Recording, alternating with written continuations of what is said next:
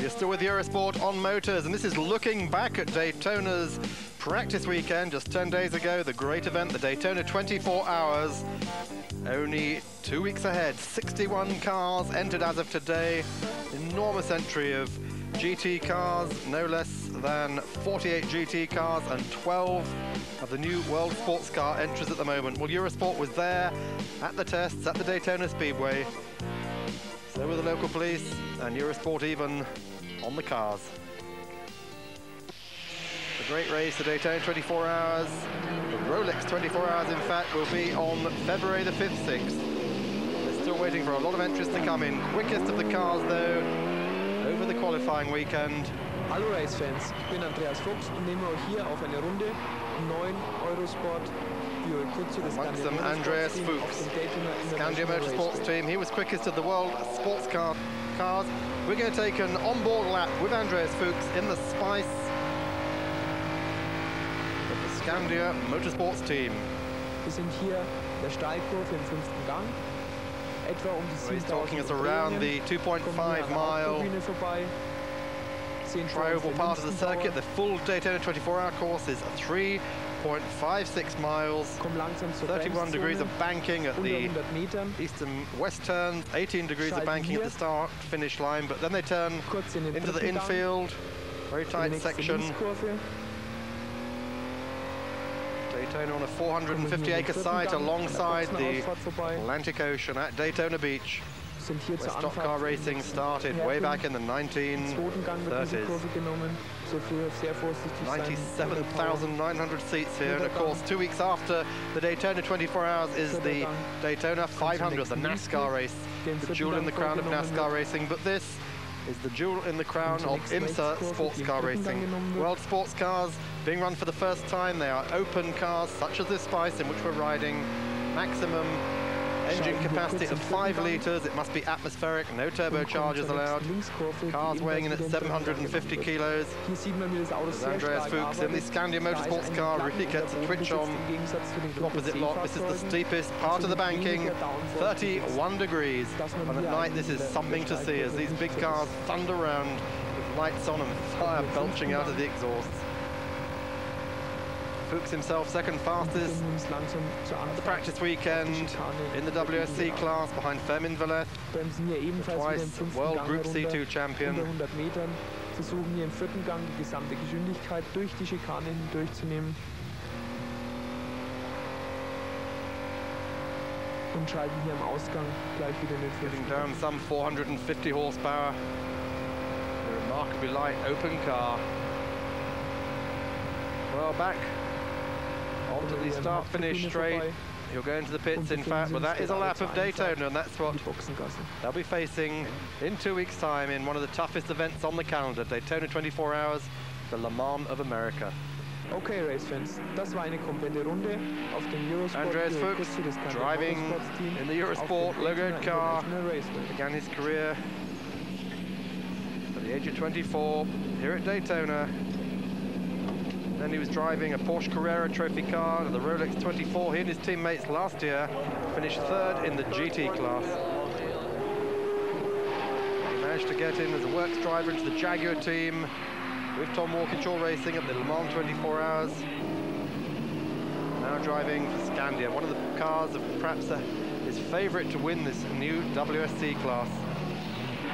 12 of these cars, 9 Spices, 1 Tiger and 2 Kudzus. Either V8 Chevys, V8 Fords, and there's even a Ferrari 348 in the Rob Dyson Racing entry.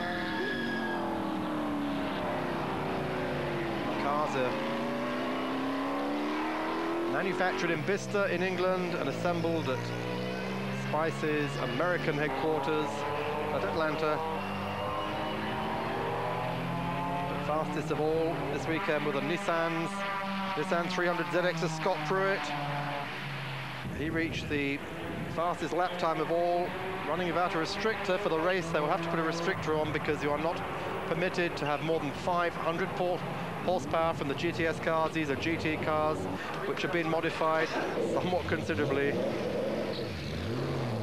Against them, the Corvettes. 4 Nissan 300 ZXs, 2 Corvettes, These are the mobile Corvettes, as yet unliveried. And again, some 500 horsepower from these cars.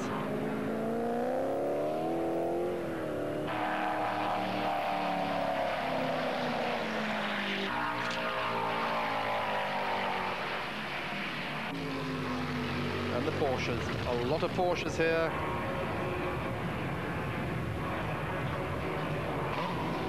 Four factory 911 turbos. The 01 car being driven by one of the finest teams in the race, Hans Stuck, Walter Roll, Danny Sullivan and Hurley Haywood. Haywood, the man who has won this race twice, Hans Stuck, a Le Mans winner, both vastly experienced, and that car reputed to have 650 horsepower. There's a women's team as well. Tammy Ray Busby had the idea of bringing women together for this race. She's the PR manager of a magazine called American Woman Motor Scene. Driving with her, Catherine Teasdale. She's already done 30 or 40 events, from Indy Lights right through to the Escort World Challenge. The only Canadian lady with an international license, incidentally. Wolfgang Mich did some test laps in the Porsche 968, the American women's team, prepared by Lee Miller. Hugh Chamberlain was there from Britain, two Motorola Lotus Esprit S300s. They got a lot quicker than last year when they failed to finish Le Mans in the GTU class, third and fourth fastest with some good lap times. Nissan GTS cars, we're running one car with the restriction that we will have for this year, and one of them without the restriction. So the faster of the two cars was faster than the World Sports cars. But the one that was running to 94 specifications was slightly slower, and we expect the World Sports cars to get faster. So we think it's going to be a good race. I think the World Sports cars will run about 145, the GTS cars will run about 150, and the GTU cars will run about 2 minutes. It'll be a good field, good close field. So Nissan tipped at the moment for victory in this year's Daytona 24 Hours, as they did in 1992, but of course those days it was the sports prototypes, the GTP cars, now banned from Daytona and all but banned from Le Mans. Night practice, very important, because Daytona, of course, has 12 hours of darkness, being in January. Harold Gross of Germany, the only Porsche driver to get under 2 minutes in the dark. Made fourth quickest time, but couldn't reach the overall lap times of the Corvettes and the Lotus. South African crew around George Fouché, very happy with Lotus's performance. Well, Honda are coming into GT racing. They're going to be at Le Mans with an official team run by Kramer out in Germany, and there's a provisional calendar of 8 races for GTs this year. So GT racing is on the increase. It's all looking up. Will World Sports Car Racing be back? That's what everyone's hoping.